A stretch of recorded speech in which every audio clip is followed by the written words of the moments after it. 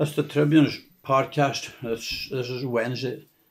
Is it the 15th of May? Yeah. 15th of June, rather. Yeah, June 15th. On the eve of the Donegal International Car Rally in a couple of days' time.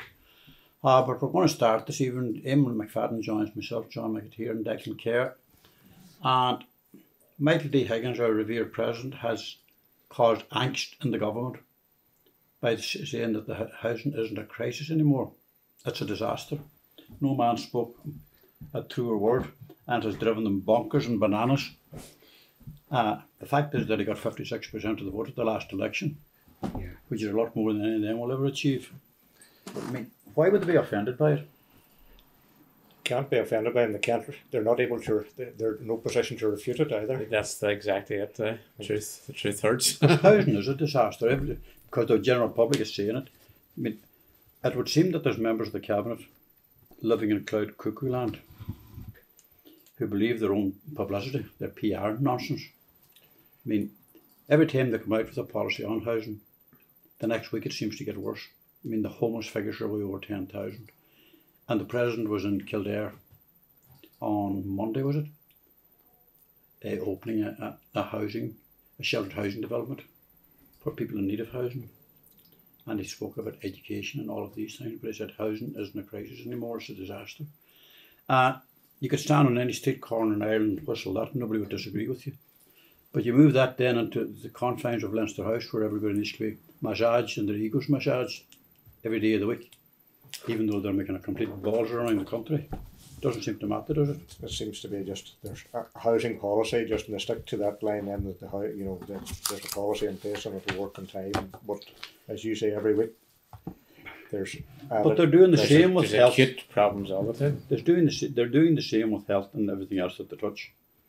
I mean, is there anything going right well in the country? Only that the foreign direct investments, they're bankrolling the country. But I think the country is costing pretty close to 100 million a year to run, and were it not for direct investment from American companies and elsewhere, like the Googles and the Facebooks and all these. The Facebooks of this world, we'd be up shit creek. We're probably halfway there already, because we're not coping with inflation. We're ignoring it. We're going to have a budget in October, and you're hearing Pascal Donoghue and Oliver Callanan making it worse by pardoning him everything he says. Nothing's going to be done before the budget. I don't believe that, because inflation is going to overtake the government's vacuum and not doing anything about it.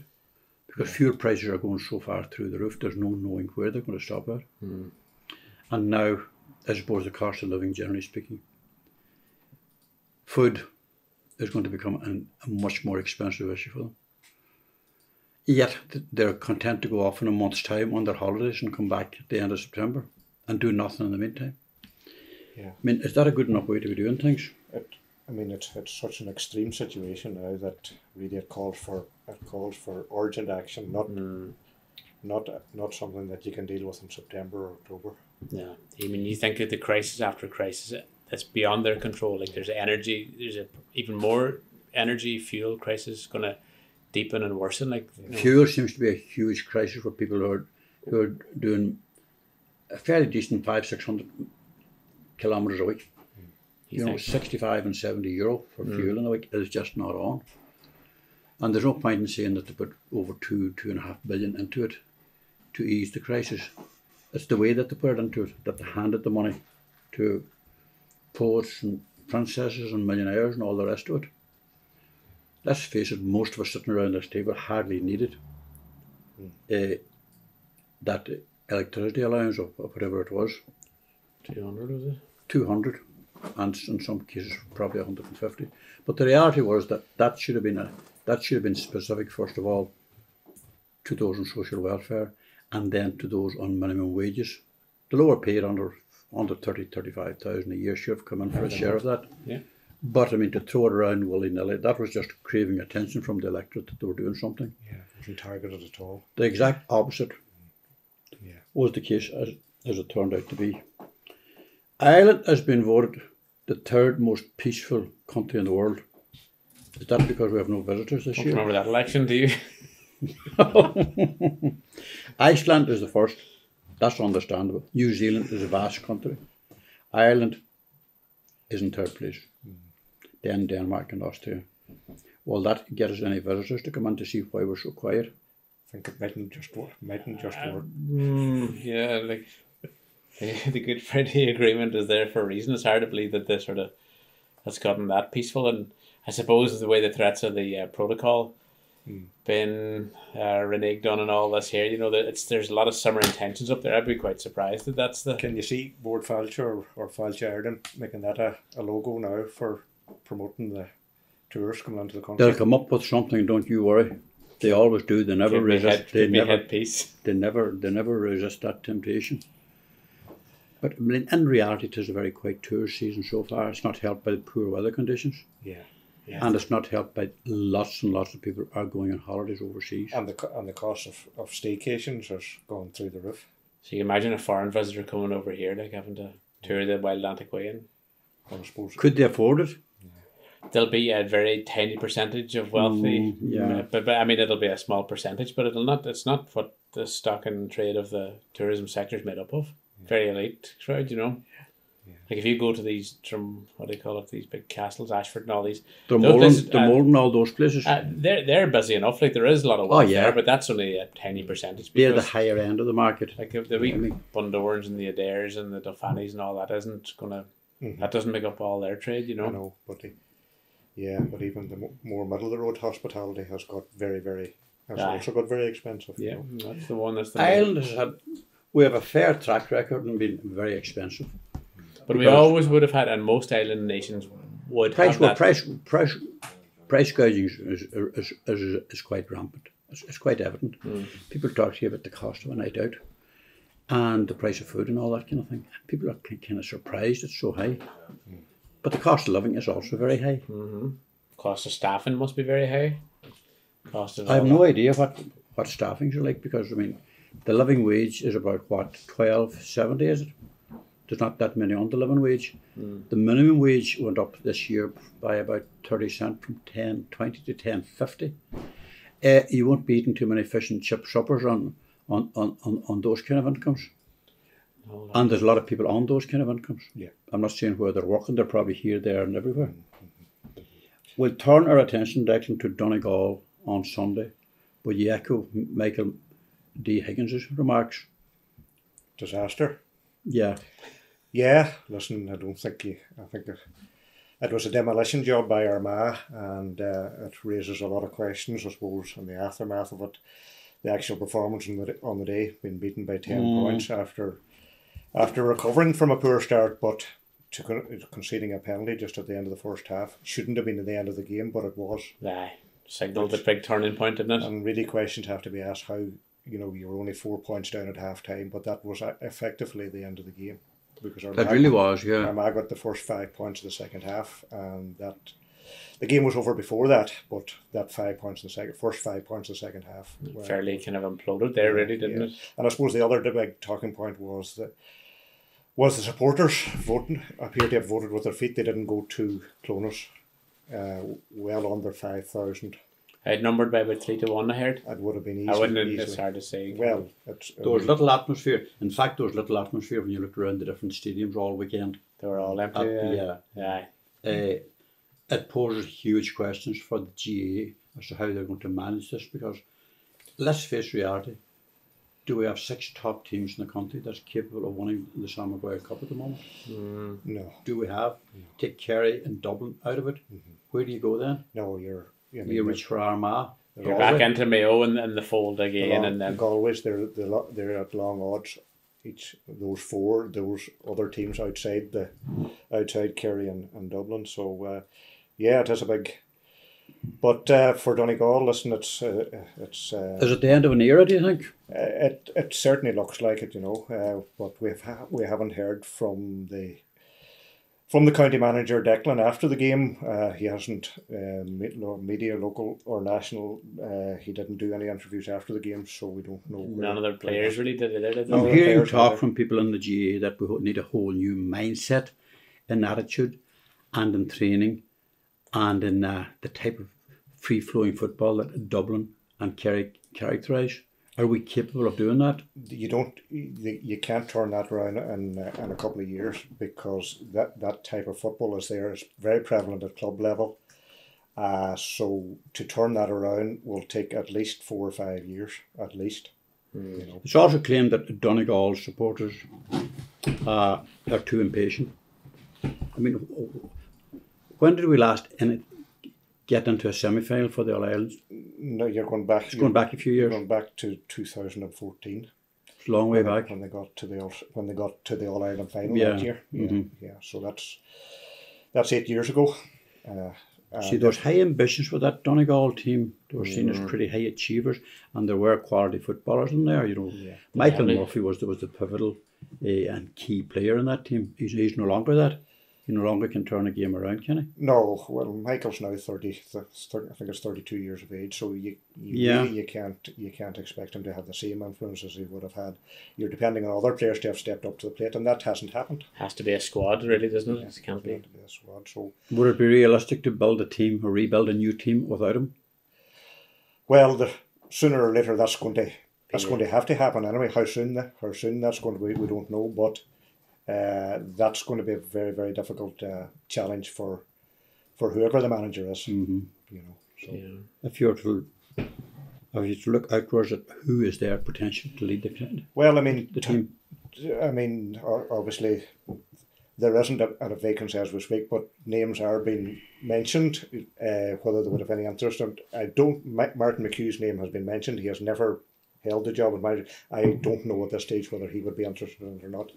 But other names have been mentioned are the likes of Rory Kavanagh, the manager of St. Eunice, who gave them to a Donegal title last year. Outside the county then, they've been talking maybe about the former Monaghan manager, Malachy O'Rourke.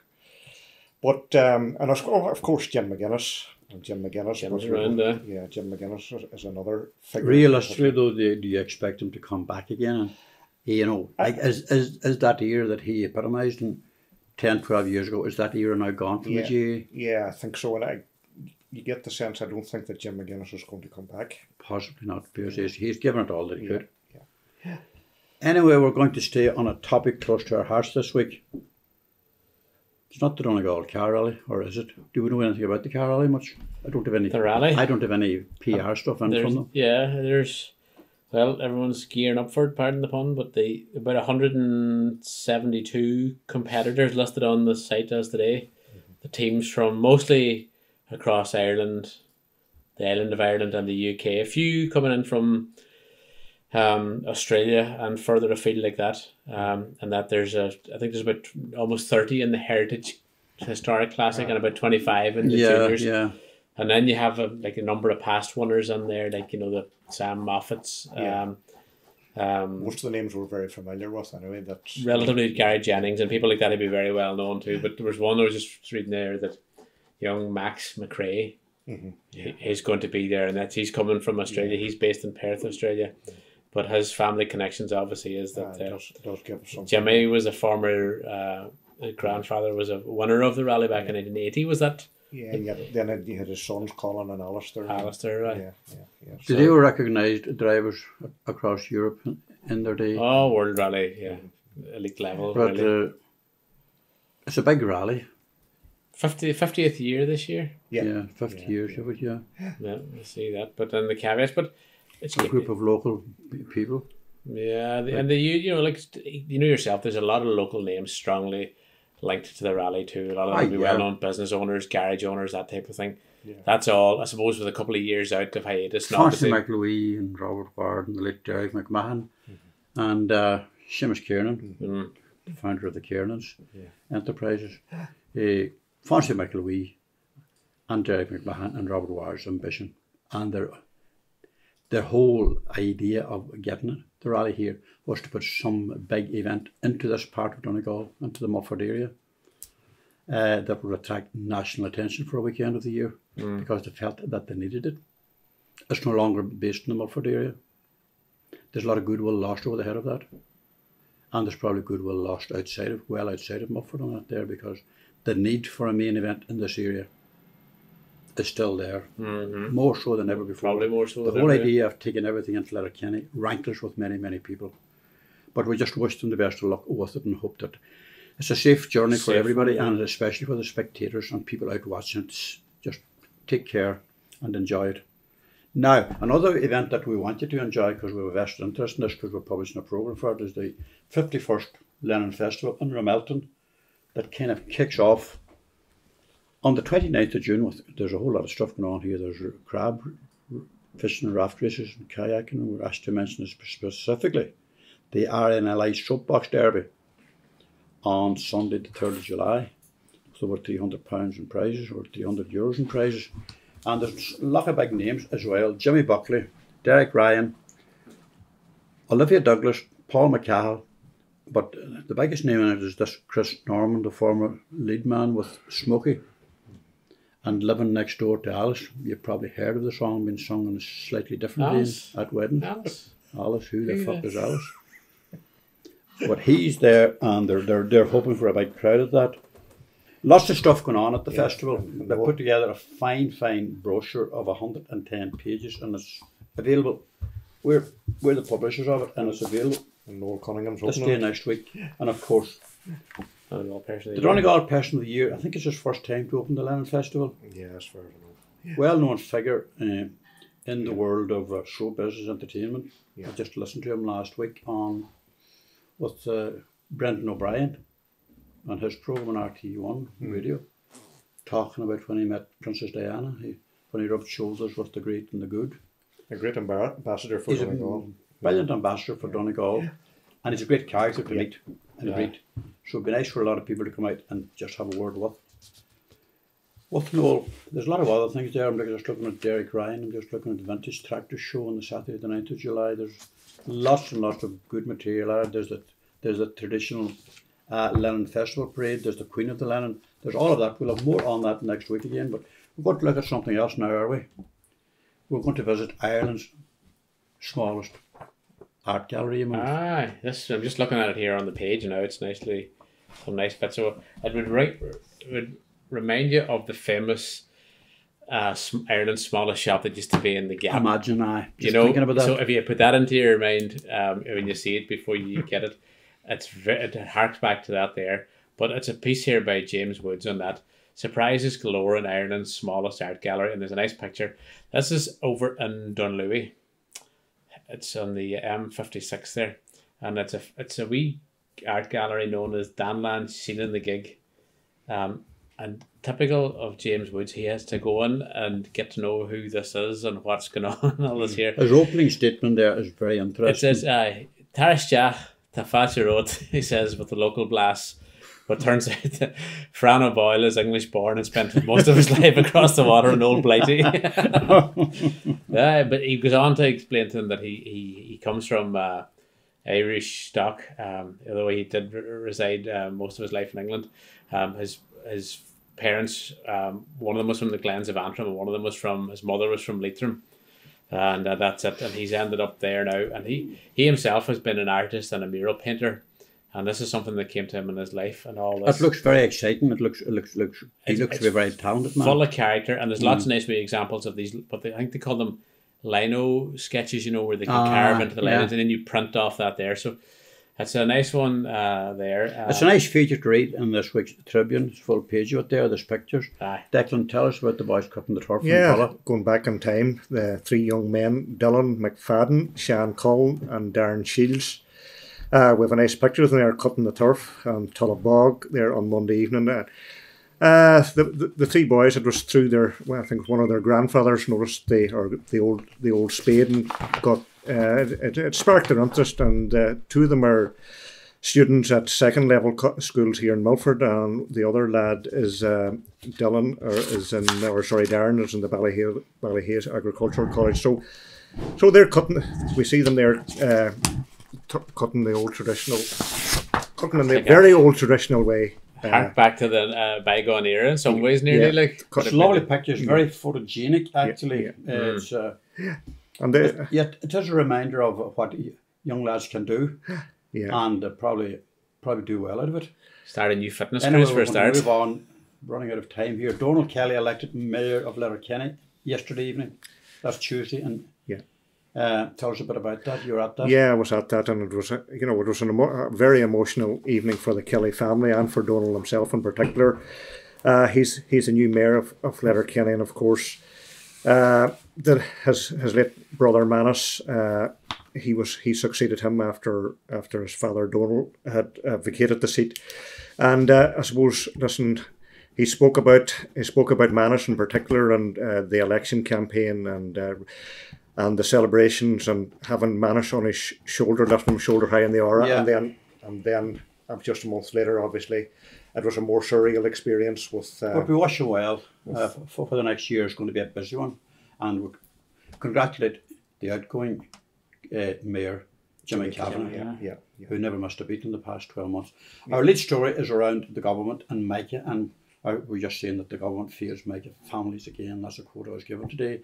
Just as I'm speaking there, the Housing Committee in the Dáil is meeting to try and hammer out some kind of a softening of attitude about this, about numbers of issues around the legislation that Darragh O'Brien brought to Cabinet on yesterday, and in the hope that it may get them to get the Micah Group and indeed others back on board for a debate next Tuesday. We have to watch that one, because there's nothing but disappointment being expressed. The longer that this goes on, it's just a year today since they were in Dublin on that June sunny afternoon, about 20,000 people there.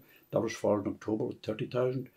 There's been a lot of talking done since, and from what Darragh O'Brien brought to Cabinet this week, it would look that the government's attitude hasn't softened very much towards the Micah homeowners. Yeah. But we'll keep our eye on that and see how it develops, because it's going to be a big issue. It's going to be voted on around the 15th of July, finally, to see if it can be put to bed. And the campaigners don't have any great faith in that.